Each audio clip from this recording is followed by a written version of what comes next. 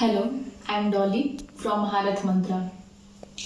आप जान ही रहे हैं कि 13 दिसंबर से आपका एग्ज़ाम स्टार्ट होने वाला है, तो एग्ज़ाम को नज़र में रखते हुए हम लोग अपने क्लासेस को स्टार्ट कर रहे हैं और एग्ज़ाम के पहले पहले हम लोग पूरे सिलेबस को कवर करेंगे। तो आज का हमारा टॉपिक है जीन पियाजे, जो कि सीडीपी का यानी चाइल्ड डेवलपमेंट का एक मुख्य चैप्टर है, जिससे मिनिमम 3 या 4 क्वेश्चन या मैक्सिमम 5 क्वेश्चन रहते हैं। तो आइए स्टार्ट करते हैं। हमारा पहला टॉपिक है जीन पियाजे।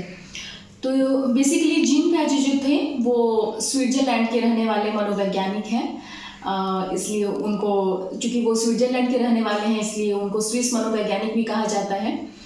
इन्होंने संज्ञानात्मक विकास का सिद्धांत दिया है, ठीक है। तो इनके संज्ञानात्मक विकास के सिद्धांत को अन्य कई नामों से जानते हैं, जैसे बौद्धिक विकास का सिद्धांत, ज्ञानात्मक विकास का सिद्धांत, विकासात्मक विकास का सिद्धांत, कॉग्निटिव डेवलपमेंट थ्योरी। अन्य भी कई सारे नाम हैं, उन सारे नामों को बस आपको ध्यान में रखना है। उसके बाद हम बात करेंगे कि जीन पियाजे ने जो संज्ञानात्मक विकास का जो पूरी की पूरी थ्योरी दी है एक बच्चे को नज़र में रखते हुए, आप जानते ही हैं कि मतलब 0 से लेकर के 18 साल तक के बच्चे को बच्चों की कैटेगरी में रखा गया है। तो उन्होंने 18 साल तक के बच्चों में कैसे कैसे डेवलपमेंट होता है, उनके संज्ञान का विकास होता है, संज्ञान यानी बुद्धि यानी उनका जो मानसिक विकास होता है वो किस एज में किस लेवल तक हो जाता है, तो उसके बारे में इन्होंने बताया है। तो इसे बताने के लिए जो जीन पियाजे हैं उन्होंने 4 अवस्थाएं दी हैं, ठीक है। पहला है इंद्रिय जनित गामक अवस्था, जिसको इंग्लिश में सेंसरी मोटर स्टेज के नाम से भी जाना जाता है। इंद्रिय जनित गामक अवस्था का अन्य नाम संवेदी प्रेरक अवस्था भी है। एज इसका रखा गया है आपका 0 से 2 वर्ष, यानी 0 से 2 वर्ष के बच्चों को हम लोग इंद्रिय जनित गामक अवस्था में कह सकते हैं, ठीक है। तो इंद्रिय जनित गामक अवस्था के कुछ फीचर्स हैं। तो जो 0 से 2 साल के जो बच्चे हैं तो उनमें क्या क्या विशेषताएं आ जाती हैं इस एज में, उसके बारे में जानिए। तो इंद्रिय जनित गामक अवस्था में जो बच्चे होते हैं, जैसा कि आप देख भी पा रहे हैं, तो इंद्रिय जनित गामक अवस्था में जो बच्चे होते हैं वो पूरी तरह से अपने इंद्रियों पे, अपने सेंसेस के माध्यम से सोचते हैं और चीज़ों को करते हैं। जैसे कि चोट लगने पे रोकर व्यक्त करना, भूख लगने पे रोना, चिल्लाना, ये सारी क्रियाएं, यानी पूरी की पूरी उनका जो व्यक्त करने का जो तरीका होता है वो सेंसेस के माध्यम से ही होता है।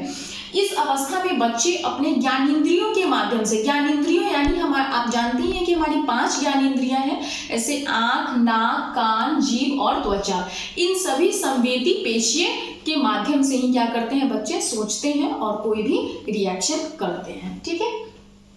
दूसरे शब्दों में हम कह सकते हैं कि बच्चा कोई भी जैसे अगर यदि उसे भूख ही लगे या फिर चोट लगे, तो चूंकि बच्चों के पास तो भाषा होती नहीं है, शब्द होते ही नहीं है, तो वो क्या करेंगे, रोकर के ही व्यक्त करते हैं, ठीक है। चलिए आगे बढ़ते हैं। पहला आपका हो गया।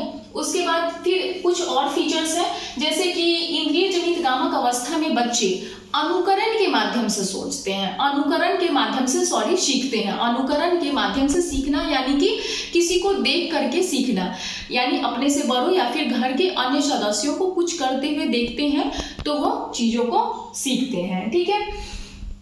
इस अवस्था में बालक में वस्तु अस्थायित्व का गुण आ जाता है। वस्तु अस्थायित्व का गुण कहने का मतलब है ऑब्जेक्ट परमानेंस की क्वालिटी आती है। ये ऑब्जेक्ट परमानेंस यानी कि वस्तु अस्थायित्व क्या है, तो ऑब्जेक्ट परमानेंस का मतलब ही होता है कि वस्तु की मौजूदगी, यानी बच्चों को ये समझ में आने लगता है कि वस्तु की मौजूदगी, यानी अब धीरे धीरे वो चीज़ों को थोड़ा बहुत समझने लगते हैं। जैसे एक एग्जाम्पल दिया जाए कि यदि कोई बच्चा है और वो कंटिन्यू किसी टॉय से खेल रहा है, तो उसकी माँ क्या करती है, उसको कहीं छुपा दी, तो बच्चे क्या करने लगते हैं, रोने लगते हैं। रोने का उनका एकमात्र उद्देश्य यही होता है कि उनको पता होता है कि उनकी वस्तुएं अभी भी अवेलेबल है, बस उसे कहीं उनसे दूर कर दिया गया है, छिपा दिया गया है। तो ये आपका होता है वस्तु अस्थायित्व का गुण, जो कि इंद्रिय जनित गामक अवस्था में ही आता है। एक और बात आपको इसमें याद रखनी है कि वस्तु अस्थायित्व का जो गुण होता है वो बेसिकली बच्चों में 18 मंथ यानी बच्चे जब 18 महीने के होते हैं तो उनमें ये वाला जो गुण होता है वो डेवलप होनी शुरू हो जाती है। ठीक है, तो आपको इंद्रिय जनित गामक अवस्था में कितनी बातों को ध्यान रखना है। पहला कि वो जो भी क्रियाएं करते हैं वो अपने इंद्रियों के माध्यम से करते हैं। ठीक है, अपने सेंसेस के माध्यम से ही सोचते हैं और चीजों को करते भी हैं। दूसरा आपको याद रखना है कि इस अवस्था में बच्चे में वस्तु अस्थायित्व का गुण आ जाता है, यानी ऑब्जेक्ट परमानेंस की जो क्वालिटी होती है इसी अवस्था में बच्चों में यह गुण डेवलप हो जाती है। और इस अवस्था में बच्चे ज्ञानेंद्रियों के माध्यम से यानी वस्तु, ध्वनियों, रसों का अनुभव, ये सारी चीजें की क्रियाएं किससे करते हैं, अपने ज्ञानेंद्रियों से ही करते हैं। इसे उन्होंने स्कीमा कहा। ये जो सारी क्रियाएं हैं वस्तु, रसों, ध्वनियों का जो पहचान अपनी इंद्रियों के माध्यम से बच्चे करते हैं, इसको उन्होंने स्कीमा कहा। आगे हम आपको बताएंगे कि स्कीमा का क्या मतलब है, उसको पूरा डिटेल डिफाइन आपको आगे चल के एक एक वर्ड का मतलब आपको समझाया जाएगा। आगे देखते हैं। पहला आपका ये इंद्रिय जनित गामक अवस्था कंप्लीट हो गया। नेक्स्ट है आपका पूर्व संक्रियात्मक या पूर्व प्रचलनात्मक अवस्था। ठीक है, पूर्व संक्रियात्मक या पूर्व प्रचलनात्मक अवस्था। तो पूर्व संक्रियात्मक या पूर्व प्रचलनात्मक अवस्था में बच्चे संकेतों, चिन्हों इत्यादि को अब धीरे धीरे क्या करने लगते हैं, इसमें सीखने लगेंगे। बच्चे गिनती गिनना, रंगों को पहचानना, वस्तुओं का वर्गीकरण, विभेद, ये सारी क्रियाओं को करने लगते हैं पूर्व संक्रियात्मक अवस्था में। आपको मैंने पहले ही बताया पूर्व संक्रियात्मक अवस्था का एज क्या होता है।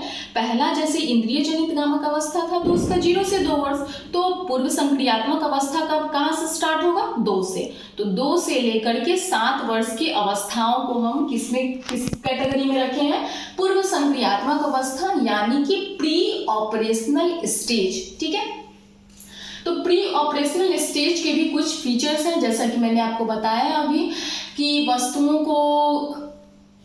का वर्गीकरण, विभेद, पहचान, गिनती गिनना, रंगों को पहचानना, ये सारी क्रियाएं बच्चे किसमें करने लगते हैं, पूर्व संक्रियात्मक अवस्था में ही करने लगते हैं। ठीक है, उसके बाद है इस अवस्था यानी पूर्व संक्रियात्मक अवस्था यानी प्री ऑपरेशनल स्टेज में बच्चों में जीववाद की प्रवृत्ति आ जाती है। जीववाद की प्रवृत्ति से क्या मतलब है, तो बच्चों में जीववाद का गुण आ जाता है, यानी इस अवस्था में बच्चों में सजीवात्मक चिंतन यानी एनिमिस्टिक थिंकिंग आ जाती है, यानी कि अब बच्चे निर्जीव वस्तुओं को भी क्या करने लगते हैं, सजीव समझने लगते हैं। एग्जाम्पल के थ्रू इसको समझाती हूँ कि जीववाद का गुण क्या होता है। जैसे कि कोई बच्चा यदि कहीं जा रहा है और अचानक उसे चोट लग गई, तो उसकी माँ क्या करती है, उस धरती को या उस वस्तु को ही क्या करती है, पीटती है और फिर बच्चों को यह सांत्वना देती है कि अब तो मैंने उसका पिटाई कर दिया, और बच्चे भी क्या होते हैं, खुश हो जाते हैं।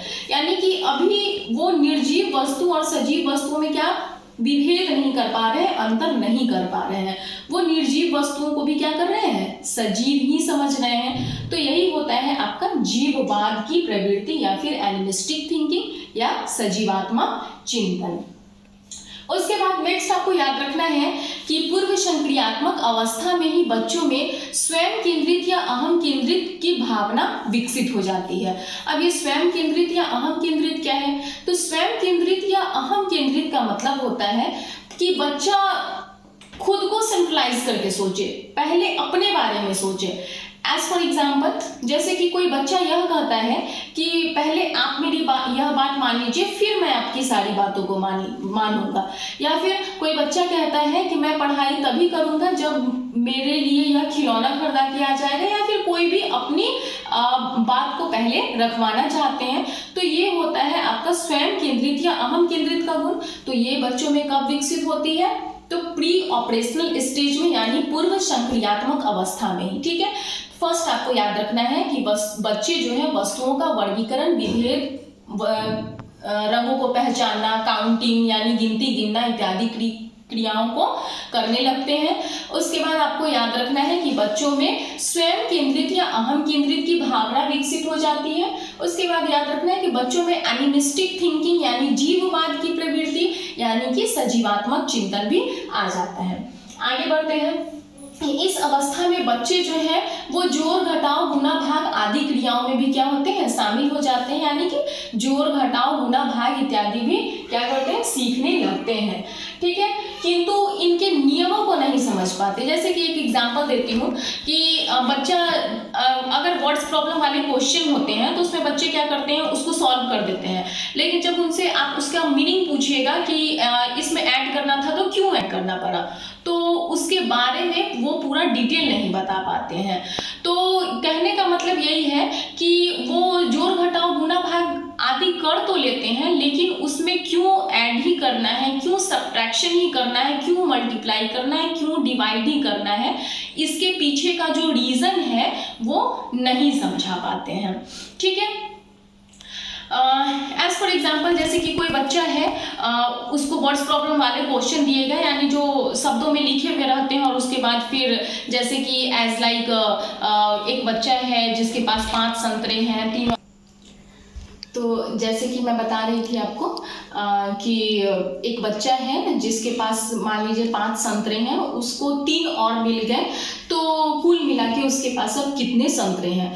तो बेसिकली बच्चा जैसे ही कुल देखता है तो कुल शब्दों का मतलब ही वो समझ गया हुआ है कि उसमें जोड़ना है, शेष कितने बचे यदि लिखा हुआ है तो उसका मतलब वो समझ चुका है कि उसमें घटाव ही करना है, लेकिन क्यों उसमें ऐड होगा, क्यों सब्ट्रैक्शन होगा, इसके पीछे लॉजिक क्या है, उस लॉजिक को बच्चे नहीं बता पाते। बस उस शब्दों को समझ के फिर क्या करते हैं, आंसर कर लेते हैं, उसके पीछे के लॉजिक को नहीं बता पाते हैं। तो उसे ही हम कहते हैं,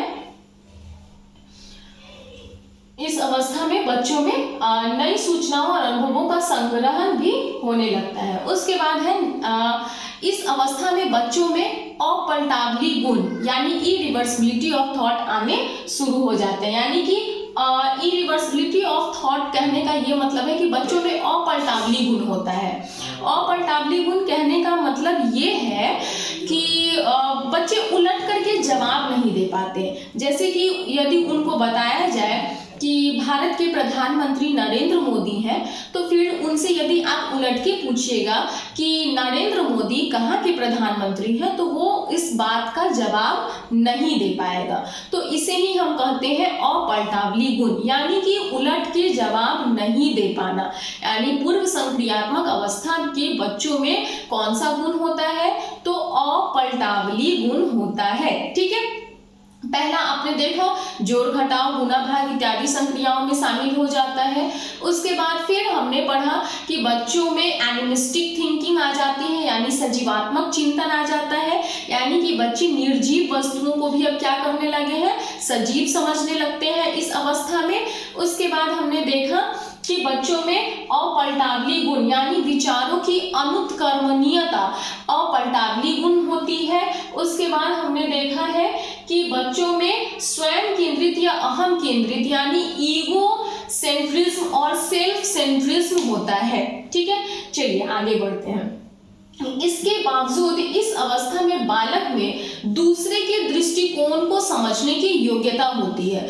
अब दूसरे की दृष्टिकोण समझने की योग्यता का ये मतलब है कि जैसे कि एक बच्चा है, यदि आप उसको बोलिएगा कि बउआ पेन निकालो, तो वो पेन ही निकालता है, कॉपी नहीं निकालता है। यानी कि आपके दृष्टिकोण को वो समझने लगा है। उसे बोलिएगा कि जाओ एक गिलास पानी लेकर आओ, तो वो क्या करता है, एक गिलास पानी ही ला कर देता है। या फिर अदरवाइज इसको ऐसे भी समझ सकते हैं कि यदि वो आपके दृष्टिकोण को समझ रहा है तब तो वो जोड़ घटाव गुणा भाग इत्यादि क्रियाएं कर पा रहा है। तो इसलिए हम कह सकते हैं कि इस अवस्था में बच्चों में कौन सा गुण आ जाता है, यानी दूसरे के दृष्टिकोण को समझने की योग्यता आ जाती है। ठीक है, नेक्स्ट है, इस अवस्था को हम लोग प्रारंभिक बाल्य अवस्था या खिलौने की आयु भी बोलते हैं।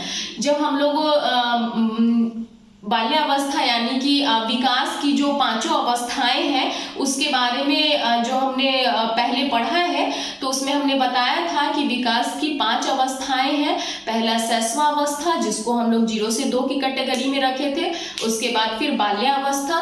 तो बाल्यावस्था को भी हमने 2 भागों में बांटा था, प्रारंभिक बाल्यावस्था और उत्तर बाल्यावस्था। तो चूंकि प्रारंभिक बाल्यावस्था का एज कितना था, 2 से 6, और इसका भी एज कितना है, 2 से 7, इसलिए हम लोग प्रारंभिक बाल्यावस्था से पूर्व संक्रियात्मक अवस्था को क्या कर सकते हैं, कनेक्ट कर सकते हैं। ठीक है, तो इसमें इतनी बातें आपको याद रखना है कि बच्चों में पहला पूर्व संक्रियात्मक अवस्था में कौन कौन सी बातें याद रखनी है, एक बार फिर से रिपीट कर देती हूँ।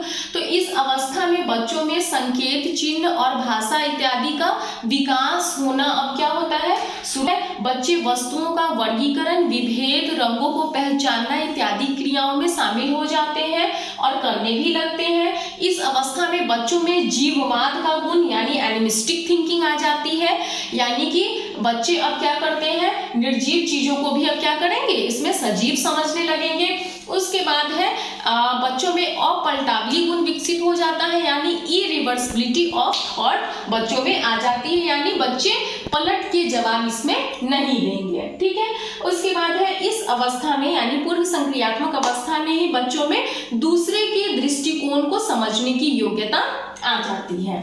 इस अवस्था को हम लोग कौन से अवस्था, विकास की अवस्था से रिलेट कर सकते हैं, तो इस अवस्था को यानी जीन पियाजे की दूसरी अवस्था से हम विकास के दूसरी अवस्था के पहले फेज से रिलेट कर सकते हैं, यानी कि प्रारंभिक बाल्यावस्था से पूर्व संक्रियात्मक अवस्था को हम रिलेट कर सकते हैं। चलिए अब आगे बढ़ते हैं। नेक्स्ट है आपका मूर्त संक्रिया। अब आपने जीन पियाजे की चूंकि 4 अवस्थाएं थी, इसमें आपने 2 अवस्थाओं को अब आपने क्या किया, देख लिया। ठीक है, अब बाकी के जो 2 अवस्थाएं बची हुई हैं उसको हम नेक्स्ट वीडियो में क्लियर करेंगे, और जो चीजें हम लोग पढ़ चुके हैं उसका हम लोग रिवीजन भी करेंगे। तो मिलते हैं। तो बाकी के जो भी बच गए हैं जीन पियाजे के थ्योरी का 2 अवस्थाएं अभी बच गई हुई हैं, तो उसको हम लोग नेक्स्ट वीडियो में क्लियर करेंगे। तब तक के लिए थैंक यू, और जो लोग भी नए हैं चैनल पे वो लाइक करें, सब्सक्राइब करें और हमारी वीडियो को शेयर भी करें। ठीक है, थैंक यू।